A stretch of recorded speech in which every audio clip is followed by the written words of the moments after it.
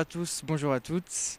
Aujourd'hui, un nouveau décryptage en compagnie de Pierre Rigoulot pour parler de ce qui se passe en Corée du Nord. Donc, tout d'abord, bonjour. Je vais vous demander de d'abord vous présenter votre parcours, votre vie et vos œuvres que vous avez écrites. Je suis le directeur de l'Institut d'histoire sociale. L'Institut d'histoire sociale a été fondé il y a très longtemps, en 1935, par Boris Souvarine.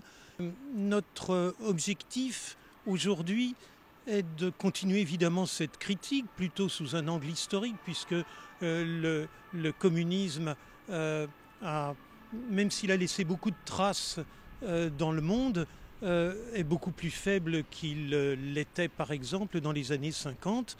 Aujourd'hui, nous parlons donc du communisme, mais aussi de toutes les formes de totalitarisme, aussi bien celles dont on est sûr qu'on peut les qualifier comme telles, c'est-à-dire le nazisme, que celles pour lesquelles il y a encore des discussions entre nous, c'est-à-dire l'islamisme radical. Dans un institut qui s'intéresse au communisme, il y avait place pour un intérêt particulier pour la Corée du Nord. Je me suis retrouvé intéressé par ce qui se passait en Corée du Nord, d'autant que c'est un pays assez étonnant par différents aspects. Vous savez par exemple que c'est la première dynastie communiste. On devient numéro un de père en fils, et Kim Jong-un, l'actuel dirigeant, est le fils de Kim Jong-il et le petit-fils de Kim Il-sung, qui a été le premier leader de la Corée du Nord. Comment les Coréens aujourd'hui vivent? Bien, d'abord, première remarque, je ne suis pas allé en Corée du Nord, ayant reçu des menaces des Nord-Coréens, je m'abstiens de m'y rendre. C'est compréhensible. Nous avons donc cette source-là, les réfugiés, qui ont raconté leur vie, raconté même parfois lorsqu'ils ont connu les camps. Alors pour répondre à votre question, qu'est-ce qui se passe aujourd'hui ? Je dirais que la structure politique reste la même qu'il y a quelques décennies, et même c'est la même depuis le début, c'est-à-dire un parti unique, une idéologie unique et obligatoire. Au sommet de ce parti unique, un chef qui est un secrétaire général qui est censé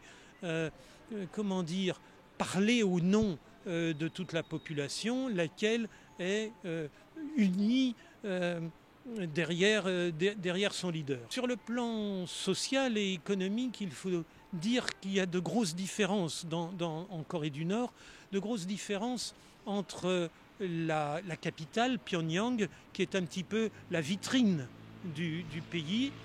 C'est là qu'en général c'est de là en général que nous avons des images qui sont montrées à la télévision.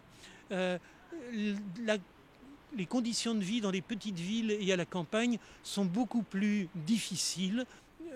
La différence entre la capitale et la campagne et les petites villes s'explique aussi par la division qui est créée qui est instituée dans la population nord-coréenne. Le pouvoir l'a divisé en trois.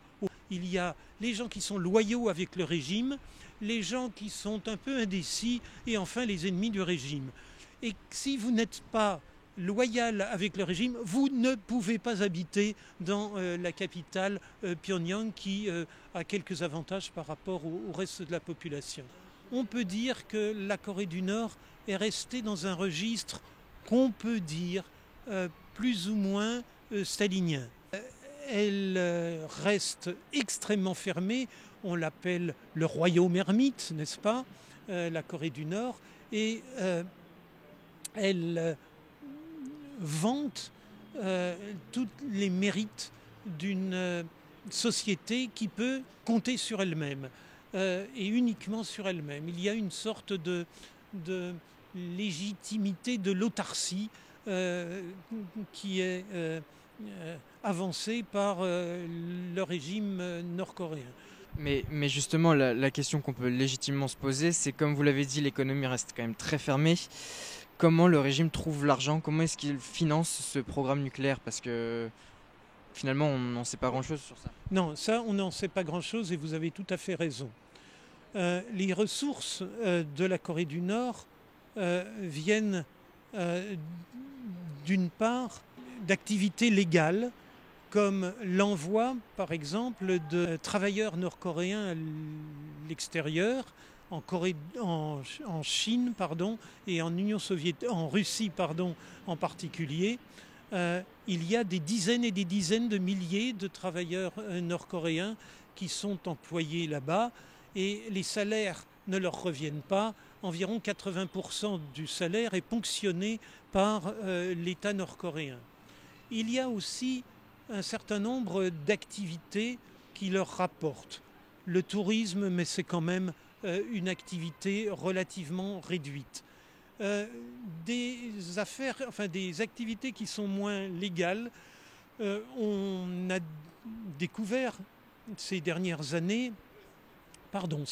décennies, un certain nombre d'activités qui ont provoqué l'indignation, trafic de drogue. Il y a eu des activités comme les ventes d'armes également. Et puis, il y a eu des échanges de technologies qui expliquent que sans devise forte, la Corée du Nord a pu doper, je dirais, son programme nucléaire militaire. Et cela avec deux pays plus particulièrement, avec l'Iran et avec le Pakistan. Il faut savoir que les missiles pakistanais, comme les missiles iraniens, sont des missiles avec une technologie nord-coréenne. Depuis longtemps, et à partir de Scud soviétique, les Nord-Coréens travaillent beaucoup sur la balistique. Il y a certainement aussi, de la part des Nord-Coréens eux-mêmes, de bons techniciens, de bons scientifiques qui ont été formés ou en Chine ou en Union soviétique, des physiciens qui ont travaillé à ce programme nucléaire.